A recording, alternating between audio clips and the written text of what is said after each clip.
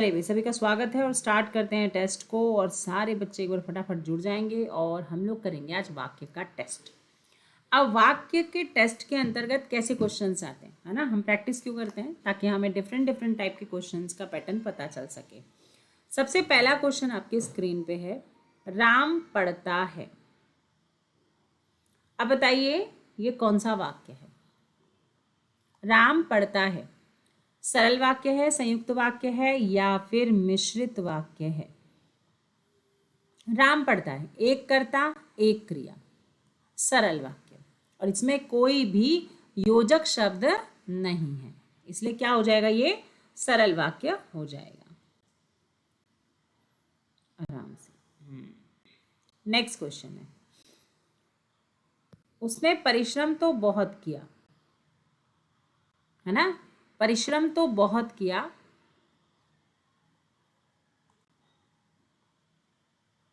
किंतु सफलता नहीं मिली, है ना। तो इसको आपको कौन सा वाक्य है ये पहचानना है। सरल वाक्य है, संयुक्त वाक्य है, मिश्र वाक्य है, या इनमें से कोई नहीं है। उसने परिश्रम तो बहुत किया किंतु सफलता नहीं मिली। तो यहाँ पे ध्यान रखिएगा, उसने परिश्रम तो बहुत किया, किंतु जब कभी भी किंतु, परंतु, अगर, मगर, लेकिन आ जाता है तो वो संयुक्त वाक्य के अंदर काउंट होता है। तो यहाँ पर हम किसके साथ जाएंगे? संयुक्त वाक्य के साथ जाएंगे।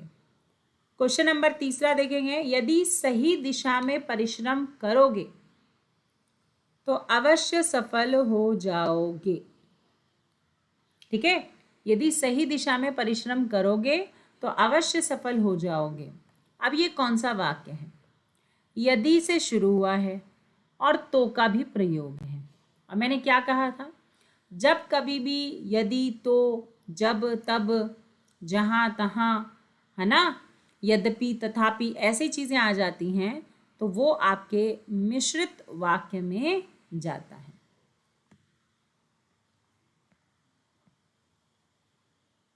ईश्वर तुम्हें सफलता दे, ईश्वर तुम्हें सफलता दे। अब बताओ इसमें क्या करेंगे? ये कौन सा वाक्य है? ये अर्थ के आधार पर भेद बताना है आपको। क्या यह प्रश्न पूछने का बोध हो रहा है? नहीं। ईश्वर तुम्हें सफलता दे तो क्या ये विस्मयवाचक है? नहीं, क्योंकि विस्मयवाचक का चिन्ह तो ऐसा होता है, प्रश्नवाचक का चिन्ह ऐसा होता है। निषेधवाचक में हमेशा नहीं, है ना, मत या ना का प्रयोग होता है। तो ये इच्छावाचक है, जिसमें हम आशीर्वाद, दुआएं, है ना, ब्लेसिंग्स देते हैं। संतोष से बढ़कर सुख नहीं। प्रश्न नंबर 5वां, संतोष से बढ़कर सुख नहीं।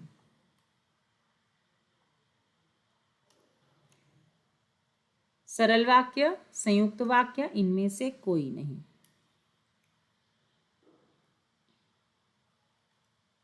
बताओ, संतोष से बढ़कर सुख नहीं, इसमें कोई और किंतु, परंतु, अगर, मगर लगा हुआ है? नहीं। तो ये क्या है? सरल वाक्य है। मजदूर मेहनत करता है किंतु उसके लाभ से वंचित रहता है।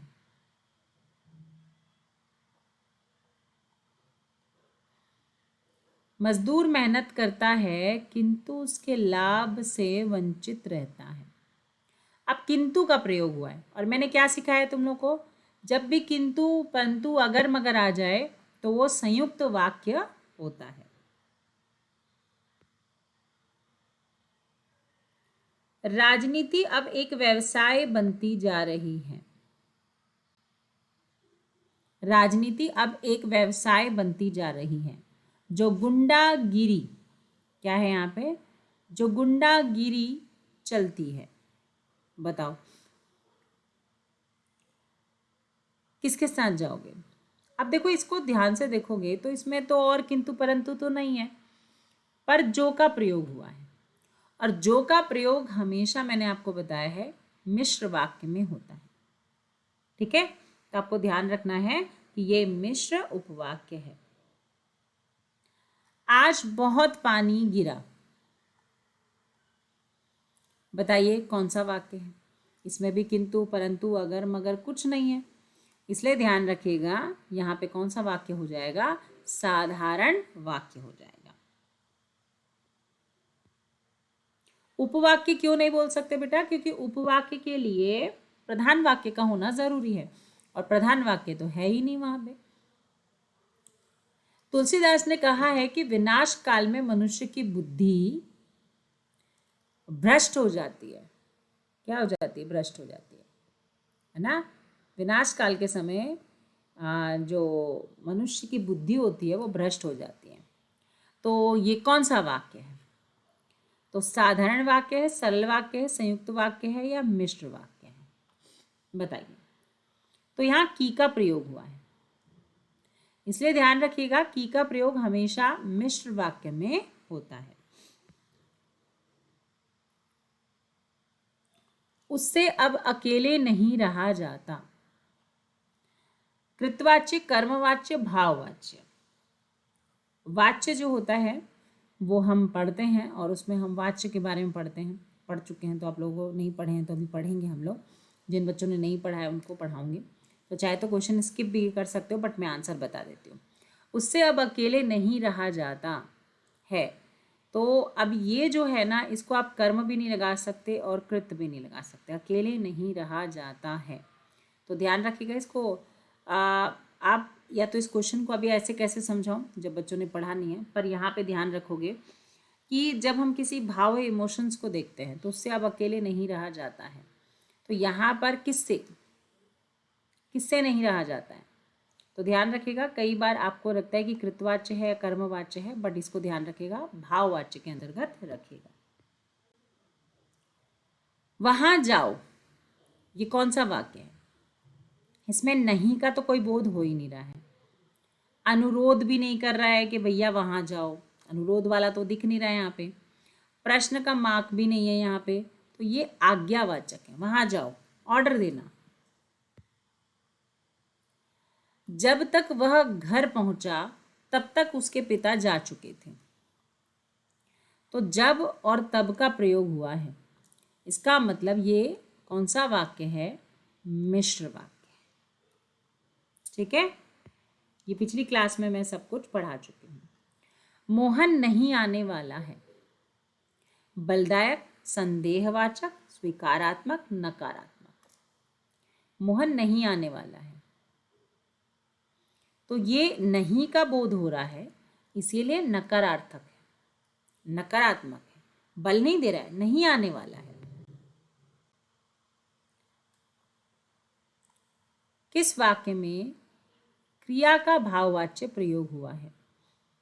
अब ऐसे क्वेश्चन के लिए आपको इन क्वेश्चंस को समझना भी जरूरी है। किस वाक्य में क्रिया का भाववाच्य प्रयोग हुआ है?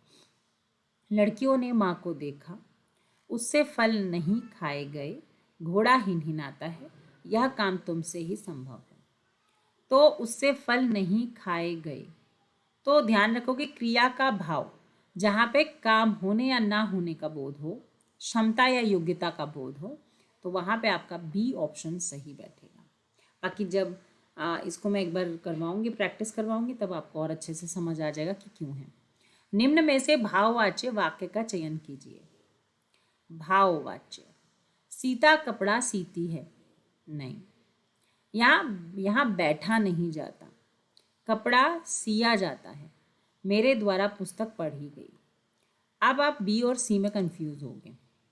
यहाँ बैठा नहीं जाता या कपड़ा सिया जाता है, बताओ भाई किसके साथ जाओगे?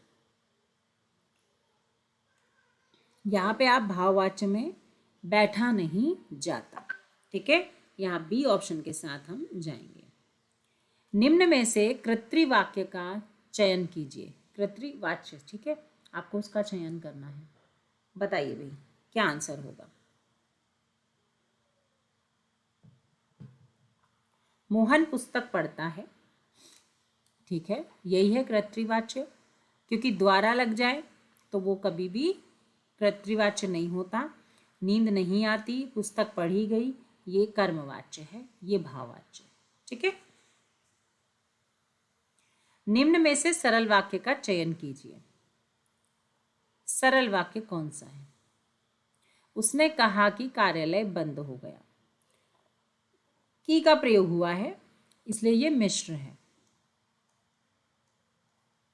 उपवाक्य पूछता है तो हम संज्ञा उपवाक्य बता दें। सुबह हुई और वह गया, और लगने से ये सरल संयुक्त वाक्य है। राहुल धीरे धीरे लिखता है, तो आपका आंसर ये होगा। जो लगने से भी आपका मिश्र वाक्य में चला जाता है। निम्न में से संयुक्त वाक्य का चयन कीजिए। जो परिश्रम करता है वही आगे बढ़ता है। तो आपको पता है संयुक्त वाक्य के अंतर्गत जो का प्रयोग नहीं होता, जो का प्रयोग मिश्र में होता है। मैं पढ़ता हूं और वह गाता है। हाँ, संयुक्त वाक्य में और का प्रयोग होता है। ये सरल वाक्य है। और क्या मेरे बिना वह पढ़ नहीं सकता, ये भी आपका सरल वाक्य है। निम्न में से मिश्र वाक्य कौन सा है? रोहन आम खा रहा है, वह पंडित है किंतु हठी है, आकाश में बादल गरजता है। वह कौन सा व्यक्ति है जिसने महात्मा गांधी का नाम ना सुना है? ध्यान रखिएगा, मिश्र वाक्य ये सरल वाक्य है। किंतु का प्रयोग यदि हो जाए तो वो संयुक्त वाक्य है। आकाश बादल में गरजता है, ये भी सरल वाक्य है। और वह कौन सा व्यक्ति है जिसने, ये आपका मिश्र वाक्य के अंतर्गत काउंट होगा। निम्नलिखित में से किस वाक्य में अकर्मक क्रिया है? अब कभी कभी आपसे अकर्मक सकर्मक के क्वेश्चन भी पूछ लेता है। तो गेहूं पीस रहा है ना। मैं बालक को जगाता हूं, ये तो सकर्मक है। मदन गोपाल को हंसा रहा है, ये भी सकर्मक है। और राम पत्र लिखता है, क्या लिखता है? पत्र, तो ये भी सकर्मक है। तो इसमें गेहूं पीस रहा है, ये आपका अकर्मक हो जाएगा। वह अपनी कक्षा का सर्वाधिक प्रतिभाशाली छात्र है। इस वाक्य का बिना अर्थ बदले निम्नलिखित में से कौन सा नकारात्मक उपवाक्य उपयुक्त होता है? बताइए। मीनिंग नहीं चेंज होना चाहिए और नकारात्मक भी होना चाहिए। तो वह अपनी कक्षा का सर्वाधिक प्रतिभाशाली छात्र है। तो वह अपनी कक्षा का सर्वाधिक प्रतिभाशाली छात्र नहीं है, तो मीनिंग चेंज हो गया भाई। वो तो कह रहा है उसके समान उसकी कक्षा में कोई प्रतिभाशाली छात्र नहीं है। प्रतिभा में वह अपनी कक्षा के, बिल्कुल अपनी कक्षा के प्रतिभाशाली छात्रों में उसकी गिनती नहीं है, बिल्कुल गलत। तो बेस्ट ऑप्शन आपका बी होगा कि वह अपनी कक्षा का सर्वाधिक प्रतिभाशाली छात्र है या उसके समान उसकी कक्षा में कोई प्रतिभाशाली छात्र नहीं है।